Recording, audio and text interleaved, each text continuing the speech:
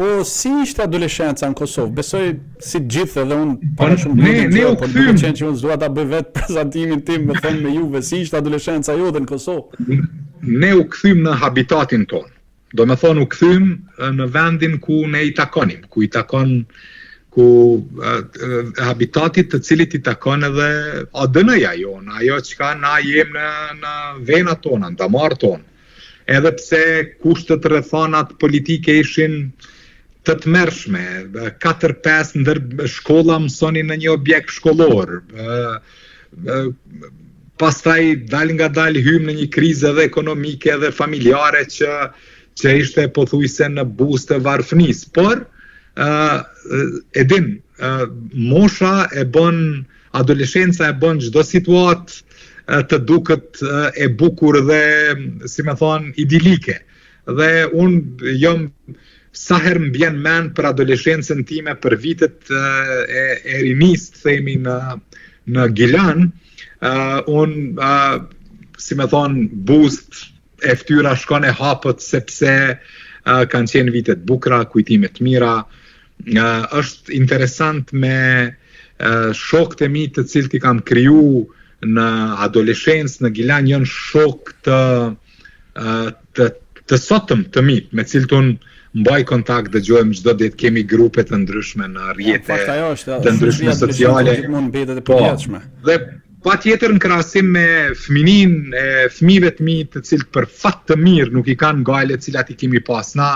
Unë kom qenë edhe një aktivist interesant, kom ndërmarrë edhe akcione, edhe organizim shfaqjesh amatore teatrale me qëllim luftimit të represionit edhe presionit që bëhej në atë kohë nga sistemi.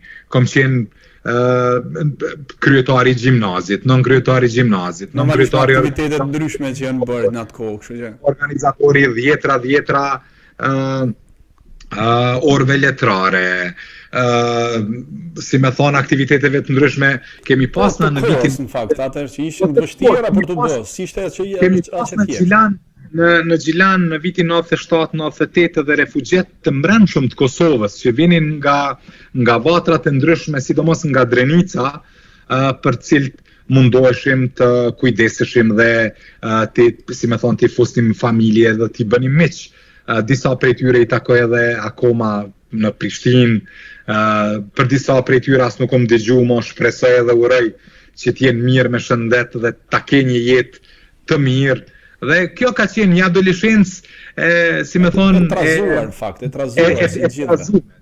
Definitivisht, po. E trazuar, si. Po, për jetimin e hyrjes së forcave të NATO-s, besoj keni qenë në Kosovë, sepse dhe ne kishim lëviz në Kukës, për shkak se ishim afër dhe ne lëvizëm e njerë nga ditët e para, na lëvizëm nga fshati Zhurë që shkuam në Kukës. Po juve si e përjetut, sepse me sa e di unë ju keni ne në Gjilan gjithkohës. Po, unë si e përjetut hyrjen e forcave të NATO-s dhe çlirimin e saj dhe më pas jetën si student në Akademinë të Arteve, ishte ndjesi ndryshe besoj. Unë mendoj që Kosova më e bukur me krejt ata gjeneratore, agregata, pa rrym ka 20 orë, e me kontat e naftës në rrugë që shisni. E me kontat naftës e mos vetë heq, pra nga gjysma e qershorit e 99-ës deri 2-3 vite pas shpalljes së pavarësisë, kur ne apetitet tona për një jetë më të mirë u rritën me të drejtë.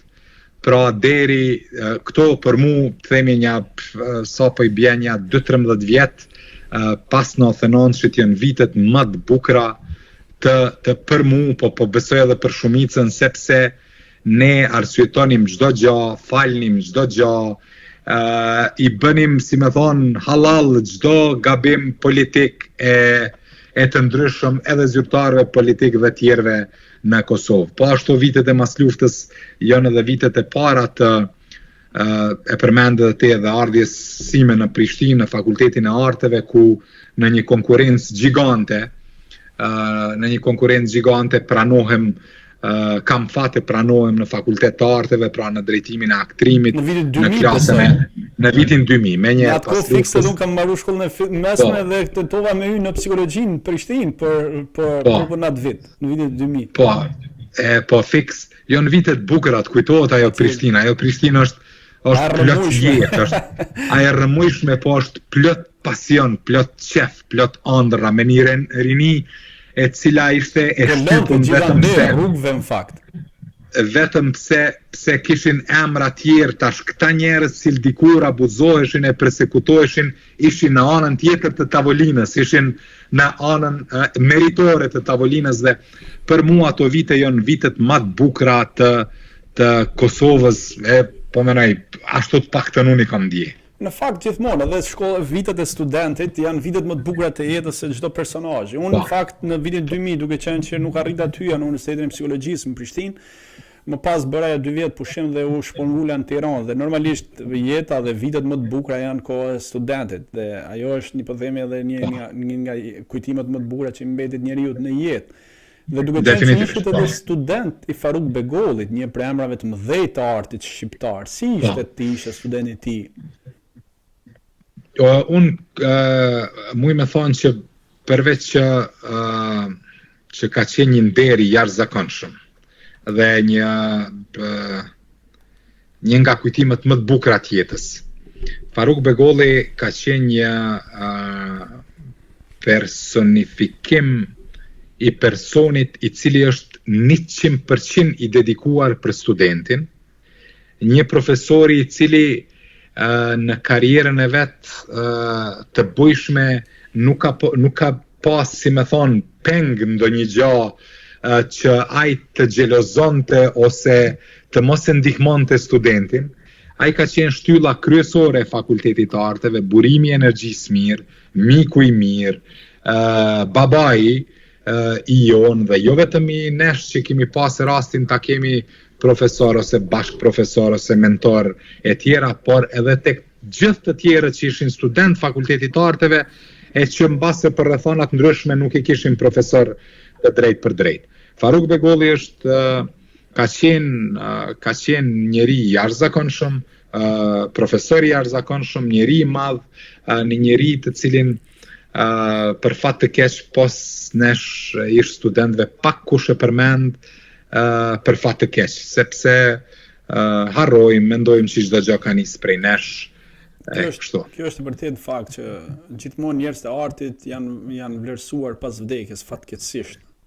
Qoftë nga shoqëria, qoftë nga politika, qoftë nga pushteti, kushdo qoftë.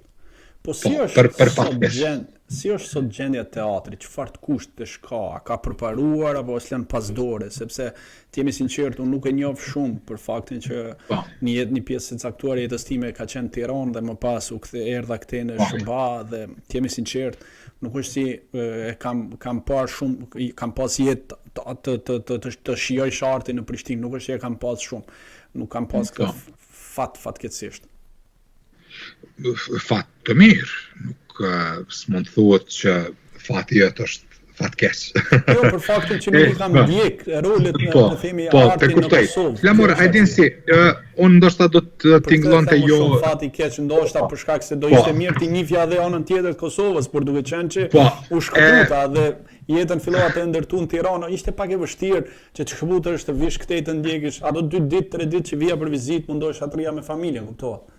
Po, pa tjetër. Flamur, Fakulteti i Arteve, aktrimi në Prishtinë, sidomos e trashëguar nga profesorët fillestar që ligjeronin këtë lëndë,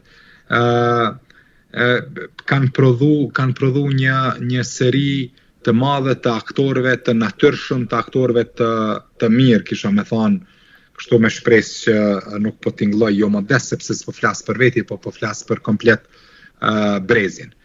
Kjo ka bërë që aktorët e trupave rezidente në Kosovë, por edhe skenës e pavarur artistike të shkëlqejnë me punën e tyre edhe me talentin e tyre. Pak gjen këndim me patetik në lojën e aktorëve të Kosovës, dhe për këtë ndihem krenar, dhe patjetër një merite madhe dhe një falënderim i madh i shkon profesorëve të Fakultetit të Arteve, cilët nuk do t'i emnoj me radhë, sepse patjetër që është një numër i madh i tyre.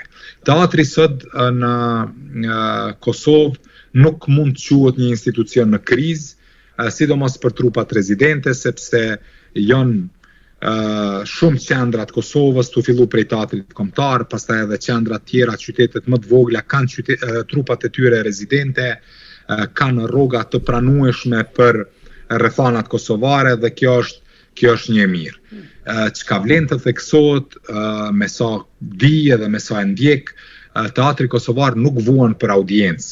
Do me thonë ti mund të shkosh në reprizën e 15 të ndonjërës prej shfaqjeve dhe në rastin më të keq 1/3 është e mbushur që për rajonin nuk është që bën ndonjë, po është gjë e mirë dhe bën statistika dhe numra edhe në çdo gjë tjetër. Ajo çka është bo pa kujdesshëm në Kosovë në përpilimin e ligjeve është kur jenë kriju trupat rezidente për teatrot e ndryshme në Kosovë, nuk është mendu që më shumë aktor po jesin jashtë se sa që po hynë brenda. Tash Kosova ndodhet përballë një momentumi që ose ti rrit trupat rezidente, ose të gjej mekanizma që studentët e rinj që pranohen të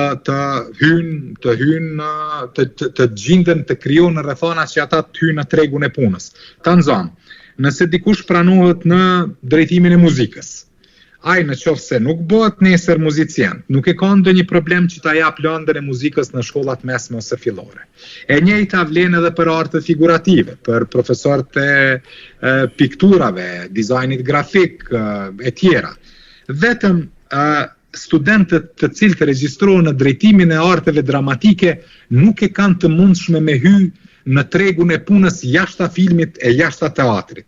Dhe kjo është ma mërmendja që në të ardhmen mund të rregullohet me një marrëveshje në mes të Ministrisë së Kulturës e Ministrisë së Arsimit, sepse në kurrikulat e shkollave fillore dhe të mesme drama dhe filmi ndodhet në kuadër të landës së gjuhës shqipe. Dhe nuk kemi nevojë të ngarkojmë profesorët e gjuhës shqipe që të merren në mënyra autodidakte edhe amatore me këto dyja, por mund t'i punësojmë ose mund propozojmë që të punësohen studentët e fakultetin e arteve në drejtimin e arteve dramatike që janë aktrimi, regjia filmit, regjia teatrit, dramaturgjia e kështu me radhë. Pra është një në Evropë dhe jashtë Evropës në fakt. Fix, kjo është, të din që në Amerikë që të gjitha ata që kanë lëndën e artit. Po patjetër që kanë, kryesisht është zgjedhore, por edhe në raste kur ajo është mesme është me zgjedhje, por në shkollën fillore i kanë edhe me detyrim në një farë mënyrë, i quajnë të pjesa e historisë dhe arteve të ndryshme. Patjetër, po pse ta bëjmë këtë diskriminim, themi vetëm ndaj një drejtimi në kuadër të fakultetit të arteve. Kështu që kjo është njëna prej dëshirave të mia që në të ardhmen do të mundohem të lobëj edhe pavarësisht në ku jam e qysh jam, do të mundohem që kjo të themi padrejtësi të rregullohet. Po. Uroj edhe unë, por unë fakt